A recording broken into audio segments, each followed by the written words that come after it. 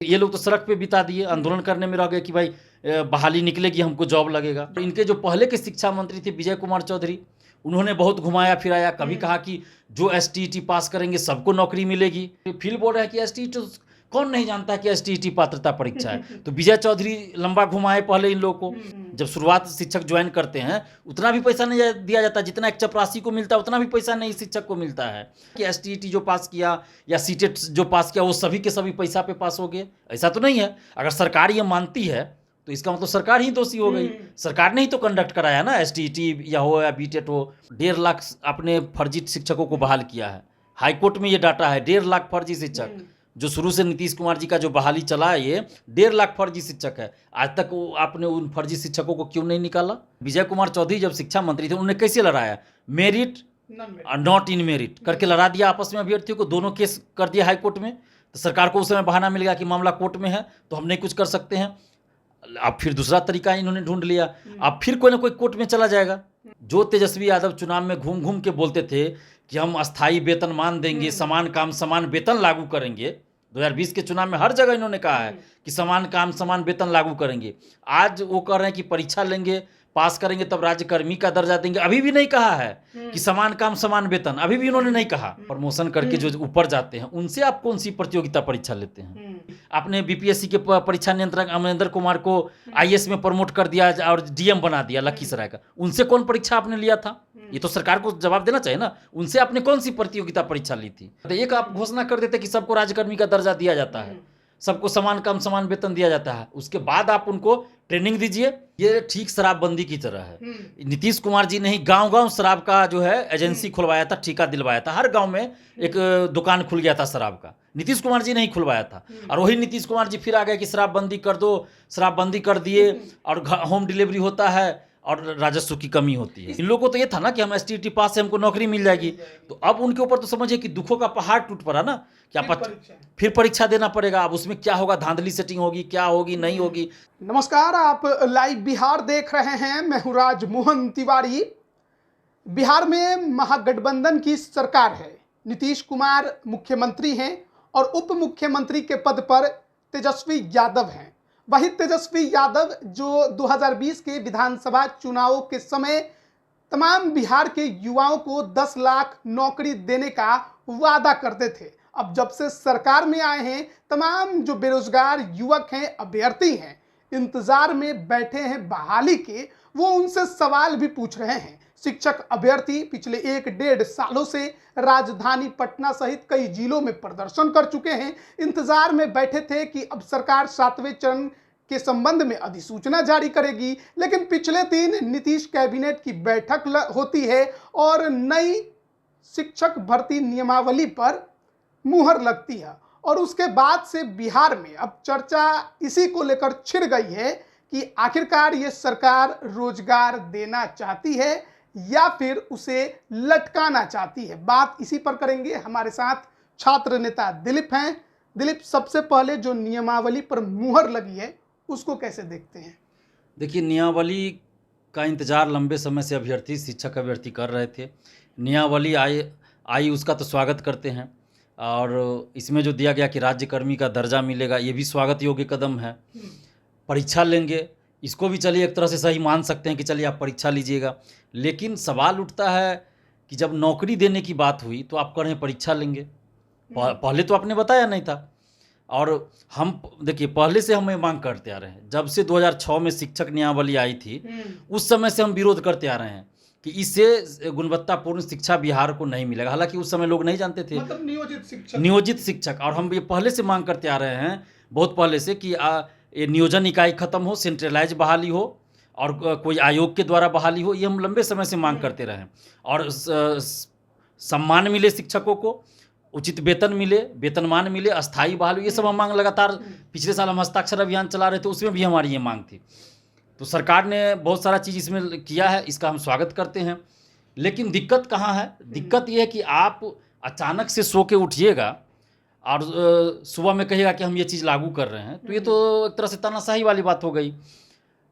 अगर आपको ये चीज़ करना था, आप 2 साल पहले, 3 साल पहले जब एसटीईटी की परीक्षा हुई 2019 में, आपने एसटीईटी के लिए निकाला था, उस समय आपको ये बता देना चाहिए था कि इस तरह से 7वां चरण में बहाली होगी। मेरा कहना है कि देखिए, कोई भी आप व्यवस्थागत चेंजिंग लाते हैं तो कुछ समय पहले आप बता दीजिए, ताकि उसके अनुसार अभ्यर्थी तैयारी करेंगे। लेकिन यहाँ पे क्या हुआ, एसटीईटी पास करके, कोई सीटेट पास करके, कोई बीटेट पास करके 3 साल 4 साल से इंतजार कर रहे हैं। कई बार ये लोग आंदोलन किए हैं, 3 साल से ये लोग, तो हम देख रहे हैं कि आंदोलन कर रहे हैं। तो अगर ये लोग आंदोलन कर रहे थे इतने 3 साल से, तो मुख्यमंत्री जी को बता देना चाहिए, सरकार को बता देना चाहिए था कि हम जो नया नियमावली लाने वाले हैं 7वें चरण के लिए, नया नियमावली आएगी और उसमें ये चीज़ रहेगा, जो फिर से आपका हम परीक्षा लेंगे। ये लोग भी अपना पढ़ाई करते रहते, लेकिन ये लोग तो सड़क पे बिता दिए, आंदोलन करने में रह गए कि भाई बहाली निकलेगी, हमको जॉब लगेगा, जल्द से जल्द जॉब लगेगा, वैकेंसी आएगी या जॉब मिलेगा, ज्वाइनिंग होगी। और इनके जो पहले के शिक्षा मंत्री थे विजय कुमार चौधरी, उन्होंने बहुत घुमाया फिराया, कभी कहा कि जो एसटीईटी पास करेंगे सबको नौकरी मिलेगी, फिर बोले कि ये पात्रता परीक्षा है, फिर ये पलट गया कि नहीं, हम तो ये नहीं बोले थे कि पात्रता परीक्षा है, जो एसटीईटी पास है सबको नौकरी। फिर बोल रहे हैं कि एसटीईटी, कौन नहीं जानता है कि एसटीईटी पात्रता परीक्षा है। तो विजय चौधरी लंबा घुमाए पहले इन लोगों को। अब फिर इसके बाद जब सरकार बदली, महागठबंधन की सरकार आई, तो अब जब नया नियमावली आई है तो इसमें अब बहुत सारा पेच फंसा। अब देखना यह कि सरकार की मंशा क्या है। क्या सरकार सचमुच शिक्षा व्यवस्था को सुधारना चाहती है, गुणवत्तापूर्ण शिक्षा की व्यवस्था करना चाहती है? अगर आप देखिएगा तो गुणवत्तापूर्ण शिक्षा के लिए सबसे ज़्यादा ज़रूरत है कि योग्य शिक्षकों की बहाली हो, शिक्षकों को राज्यकर्मी का दर्जा मिले, शिक्षकों को उचित सम्मान मिले, शिक्षकों को वेतनमान मिले, अच्छा वेतन मिले। इसके बारे में नियमावली में दिया गया है कि सब कुछ अच्छा मिलेगा, लेकिन कितना मिलेगा ये नहीं बताया। ये तो अभी नहीं बताया गया। क्यों नहीं बताया गया? आपको बताना चाहिए कितना मिलेगा। उचित वेतनमान आप कहेगा कि 15,000 से भी शुरू करेंगे, वो भी उचित वेतनमान हो जाएगा, 30,000 से भी हो जाएगा। आप सोचिए कि जितना मंथली वेतन एक सिपाही को मिलता है, उतना भी आप शिक्षक को नहीं देते हैं। जब शुरुआत शिक्षक ज्वाइन करते हैं उतना भी पैसा नहीं दिया जाता, जितना एक चपरासी को मिलता है उतना भी पैसा नहीं शिक्षक को मिलता है। तो फिर उस शिक्षक का सम्मान ही नहीं जब होगा तो फिर पढ़ाई क्या होगी? तो गुणवत्तापूर्ण शिक्षा व्यवस्था लानी चाहिए और इसके लिए सरकार को कदम उठाना ही चाहिए। इसका हम स्वागत करेंगे और हम मांग भी करते आ रहे थे, लेकिन समय आपको देखना पड़ेगा कि इससे मतलब जो पहले की व्यवस्था चली आ रही है तो उसमें आप सुधार ला रहे हैं, तो आप पहले अभ्यर्थियों को बताइए। हम दोनों बात हम बोले थे कि हम स्वागत भी कर रहे हैं कि ये चीज़ गुणवत्तापूर्ण शिक्षा के लिए आवश्यक है कि आप योग्य शिक्षकों की बहाली कीजिए। और देखिए ये बात भी सही है कि एसटीईटी में धांधली सेटिंग हुआ है, सीटेट में धांधली सेटिंग हुआ है और अधिकतर स्टूडेंट ये पास किए, लेकिन सभी तो नहीं किए हैं ना। लेकिन सभी नहीं किए हैं, ये तो आप नहीं कहिएगा ना कि एसटीईटी जो पास किया या सीटेट जो पास किया वो सभी के सभी पैसा पे पास हो गए, ऐसा तो नहीं है। अगर सरकार ये मानती है तो इसका मतलब सरकार ही दोषी हो गई। सरकार ने ही तो कंडक्ट कराया ना, एसटीईटी या हो या बीटेट हो। तो इसलिए आपको चाहिए था कि जब एसटीईटी का आपने निकाला था उसी समय आप बताते कि 7वें चरण में हम इस तरह की बहाली निकालेंगे। या फिर अगर नई नियमावली ला रहे थे तो इसको 7वें चरण के बाद करते। हाँ, ये भी कर सकते थे। आप 7वें चरण के तुरंत बाद आप जल्द से जल्द 7वां चरण की बहाली कर दीजिए और तुरंत सुधार कर दीजिए। और दूसरी तरफ 1.5 लाख आपने फर्जी शिक्षकों को बहाल किया है। हाईकोर्ट में ये डाटा है, 1.5 लाख फर्जी शिक्षक, जो शुरू से नीतीश कुमार जी का जो बहाली चला है, ये 1.5 लाख फर्जी शिक्षक है। आज तक आपने उन फर्जी शिक्षकों को क्यों नहीं निकाला? क्या दिक्कत है आपको? तो आप गुणवत्तापूर्ण शिक्षा चाहते तो पहले तो फर्जी शिक्षकों को आप निकालिएगा और उसके बाद आप ट्रेनिंग देते हैं उसको सही से पालन करवाइए कि ट्रेनिंग में लोग आएँ, ऐसा ना कि ट्रेनिंग में आए नहीं और उनका हाजिरी बन जाए। एक और सवाल इसमें उठ रहा है कि कहा जाता है कि कंपटीशन एग्जाम तब लिया जाता है जब आपके पास अभ्यर्थियों की संख्या ज़्यादा होती है और पद कम होते हैं, लेकिन यहाँ पर सरकार खुद कहती है कि हमारे पास 3 लाख पद खाली हैं। क्या सीटेट और एसटीईटी के जो अभ्यर्थी हैं इतने संख्या में पास आउट हैं? नहीं, इतने तो पास आउट हैं ही नहीं। ये तो हम कब से कहते आ रहे हैं कि जितनी रिक्तियाँ हैं वैकेंसी निकालेगी, सबको नौकरी मिल जाएगी। जैसे देखिए विजय कुमार चौधरी जब शिक्षा मंत्री थे उन्होंने कैसे लड़ाया, मेरिट नॉट इन मेरिट करके लड़ा दिया आपस में अभ्यर्थियों को, दोनों केस कर दिया हाई कोर्ट में। तो सरकार को उस समय बहाना मिल गया कि मामला कोर्ट में है तो हम नहीं कुछ कर सकते हैं। अब फिर दूसरा तरीका इन्होंने ढूंढ लिया, अब फिर कोई ना कोई कोर्ट में चला जाएगा, कोई ना कोई जाएगा ही। ये देखिए इससे यही लगता है कि सरकार चाहती है कि स्टूडेंट्स कोर्ट में जाए, मामला फंस जाए, हमको बहाना मिल जाए कि हम तो बहाली चाहते हैं लेकिन कोर्ट में मामला है। और दूसरी बात, आप जो पहले से शिक्षक हैं, नियोजित शिक्षक, उनको आप कह रहे हैं कि परीक्षा लेंगे पास करेंगे तो आपको अस्थाई शिक्षक का मिल जाएगा, राज्यकर्मी का दर्जा मिल जाएगा। जो तेजस्वी यादव चुनाव में घूम घूम के बोलते थे कि हम अस्थाई वेतनमान देंगे, समान काम समान वेतन लागू करेंगे। 2020 के चुनाव में हर जगह इन्होंने कहा है कि समान काम समान वेतन लागू करेंगे। आज वो कह रहे हैं कि परीक्षा लेंगे, पास करेंगे तब राज्यकर्मी का दर्जा देंगे। अभी भी नहीं कहा है कि समान काम समान वेतन, अभी भी इन्होंने नहीं कहा। लेकिन ये कहा है कि जो पास करेंगे उसको नियोजित ये अस्थाई शिक्षक का राज्यकर्मी का दर्जा मिलेगा। तो यहाँ पे भी समस्या है कि आप जो 15 साल 10 साल से जॉब करें, जो 2007 में ज्वाइन किए होंगे, 8 में किए होंगे या इधर 14-15 में किए होंगे, उनसे आप परीक्षा लीजिएगा तो आप जो डीएसपी हो या आप कोई प्रमोशन करके जो ऊपर जाते हैं, उनसे आप कौन सी प्रतियोगिता परीक्षा लेते हैं? ये भी तो होना चाहिए ना। अभी आपने बीपीएससी के परीक्षा नियंत्रक अमरेंद्र कुमार को आईएएस में प्रमोट कर दिया और डीएम बना दिया लखीसराय का, उनसे कौन परीक्षा आपने लिया था? ये तो सरकार को जवाब देना चाहिए ना। उनसे आपने कौन सी प्रतियोगिता परीक्षा ली थी? वो तो अनुभव के आधार पर आपने किया। बहुत सारे पदाधिकारियों का प्रमोशन होता है।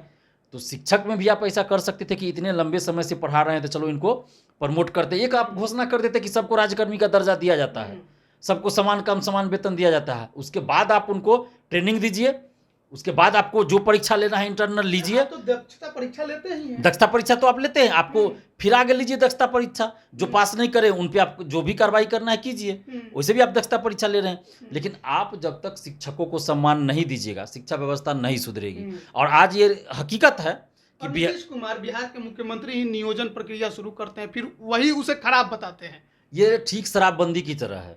नीतीश कुमार जी ने ही गांव-गांव शराब का जो है एजेंसी खुलवाया था, ठेका दिलवाया था। हर गांव में एक दुकान खुल गया था शराब का, नीतीश कुमार जी ने ही खुलवाया था। और वही नीतीश कुमार जी फिर आ गए कि शराबबंदी कर दो, शराबबंदी कर दिए और होम डिलीवरी होता है और राजस्व की कमी होती है। इसका असर जो अभ्यर्थी शिक्षक बहाली का इंतजार कर रहे थे उनके ऊपर कितना पड़ेगा? देखिए उनके ऊपर तो बहुत पड़ेगा, क्योंकि ये लोग तो 3 साल से आर्थिक रूप से भी परेशानी में चले गए, आंदोलन बार बार किए सड़कों पे, और ये लोग सारा चीज़ छोड़ चुके थे। इन लोगों को तो ये था ना कि हम एसटीईटी पास से हमको नौकरी मिल जाएगी। तो ये लोग बीपीएससी हो या फिर और अदर एग्जाम, बहुत सारे लोग, मैं सभी की बात नहीं करता हूँ, बहुत सारे अभ्यर्थी हैं जो बीपीएससी की भी परीक्षा दे रहे थे, यूपीएससी की भी दे रहे थे।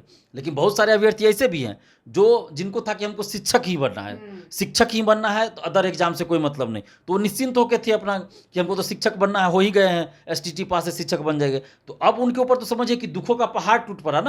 क्या फिर परीक्षा देना पड़ेगा। अब उसमें क्या होगा, धांधली सेटिंग होगी, क्या होगी नहीं होगी। जैसे दरोगा बहाली में धांधली सेटिंग चलता है, सिपाही में चलता है। एक हल्ला है कि मतलब दो तरीके की बात चल रही है। एक हो रहा है कि एक आयोग का गठन होगा, वो परीक्षा लेगी। एक तरह हल्ला चल रहा है कि बीपीएससी कराएगी। अभी इसमें असमंजस है, अभी असमंजस की स्थिति है। अभी क्या होगा कुछ कहना मुश्किल है जब तक ये क्लियर हो पाएगा। 3 लाख पद खाली है, उसके लिए परीक्षा कराना, मुझे तो बहुत संदेह हो रहा है। हालांकि देखिए, अगर सरकार की इच्छा शक्ति होगी, ईमानदारी होगी तो कोई बड़ी बात नहीं है। अगर सरकार ईमानदारी से काम करेगी तो कोई बड़ी बात नहीं है। लेकिन अगर सरकार के मन में ही खोट हो तो फिर तो कहना मुश्किल है। चुनावी जुमला लगता है देखने में। 24-25 का चुनाव नजदीक आ रहा है, बहाली को उतना देर तक लटका दीजिए। हो सकता है कि चुनाव तक टाल के ले जाना चाहते हो, इसलिए इस तरह का। जो शिक्षक अभ्यर्थी इंतजार में थे उनके लिए अच्छी है, वो सही मान रहे हैं? क्योंकि आप छात्र नेता है, बातचीत कर ही रहे होंगे सबसे, उनका क्या प्रतिक्रिया है? देखिए, इसमें 2 गुट में लोग बट गए हैं। बहुत सारे अभ्यर्थी ऐसे हैं जिनका कहना है कि बिल्कुल सही है, कॉम्पिटिटिव एग्जाम होना चाहिए, बीपीएससी द्वारा एग्जाम होना चाहिए। तो इसमें अधिकतर वैसे लोग हैं जो नए हैं, एग्जाम देने वाले हैं, जो एग्जाम देंगे, एसटीईटी या सीटेट का एग्जाम देंगे, वैसे लोग अधिकतर है। जो बीएड कर रहे हैं वैसे लोग अधिकतर है। लेकिन जो एसटीईटी पास हैं, सीटेट पास हैं और लंबे समय से इंतजार कर रहे थे, तो वो सभी लोग दुखी हैं। वो लोग चाहते हैं कि इस बार एग्जाम ना हो, पहले की जो व्यवस्था थी उसी के अनुसार बहाली हो, सेंट्रलाइज बहाली हो, उसी के अनुसार बहाली। क्या लगता था सरकार को जो अभी भर्ती करवानी थी उसके लिए उसे क्या करना चाहिए था? देखिए, अभी तो सरकार को चाहिए था कि जो पहले से व्यवस्था चली आ रही थी उसी के आधार पे बहाली कर लेती, और 7वें चरण की, और अभी ही बता दिया जाता कि अगली बार से हम इस तरह से व्यवस्था लाएंगे और उसके अनुसार आप करते। या फिर आप पहले बता दिए होते, 1 साल 1.5 साल पहले भी, कम से कम अगर 1.5 साल पहले भी बता देते तो ये जो अभ्यर्थी सड़क पे आंदोलन करते ये पढ़ाई करते। लेकिन आपने तो सबको अंधेरे में रखा, गुमराह करके रखा। तो अभी सरकार को चाहिए था कि ऐसा करे, लेकिन अब सरकार की क्या मंशा ये तो सरकार ही जाने। अभी भी हम गुणवत्तापूर्ण शिक्षा के लिए लड़ रहे हैं, और गुणवत्तापूर्ण शिक्षा लाने के लिए सरकार जो भी कदम उठाएगी सकारात्मक, उसका हम स्वागत करेंगे, समर्थन करेंगे और उनका तारीफ भी करेंगे। लेकिन इसका मतलब ये नहीं कि आप दिखाने के लिए आप कुछ गलत काम कर दीजिए, अभ्यर्थियों की गर्दन पे तलवार ही चला दीजिए, तो ये भी उचित नहीं है ना। चलिए, बहुत बहुत धन्यवाद दिलीप हमारे साथ जुड़ने के लिए। तो जो नई शिक्षा नियमावली 2023 पर कैबिनेट की मुहर लगी है, उस पर कई तरह के सवाल खड़े हो रहे हैं। खुद अभ्यर्थियों ने भी कई तरह के सवाल खड़े किए हैं और उनका साफ तौर पे कहना है कि जो समय पिछले 4 साल 5 सालों से हमारा बर्बाद हुआ, उसकी भरपाई कौन करेगा। कहाँ हम इंतज़ार कर रहे थे ज्वाइनिंग लेटर की, नियुक्ति की, और कहाँ हमारे ऊपर एक और परीक्षा का भार लाद दिया गया है। वैसे भी सीटेट और एसटीईटी बीटेट की परीक्षा तो हम पास करके ही बैठे हैं। ये पात्रता परीक्षा है, ये भी कंपटीशन है, और इसमें जब तक कोई पास नहीं होता है तब तक शिक्षक नहीं बन सकता है। फिर अचानक से अगर ये नियमावली लाई गई है तो क्या सोच कर लाई गई है? क्या बहाली लटकाने का एक और नया हथकंडा सरकार का है? अब प्रतिक्रियाएं अभ्यर्थियों की तरफ से आ रही है। सरकार इस पर क्या सोचती है वो आप सरकार की बातों को सुन ही रहे हैं, लेकिन नियमावली पर जो सवाल उठ रहे हैं उसमें क्या सुधार करेगी सरकार, ये भी एक सवाल है। बने रहिए लाइव बिहार के साथ। आप सभी का बहुत बहुत धन्यवाद। लाइव बिहार यूट्यूब पर सब्सक्राइब और फेसबुक पर लाइक जरूर करें।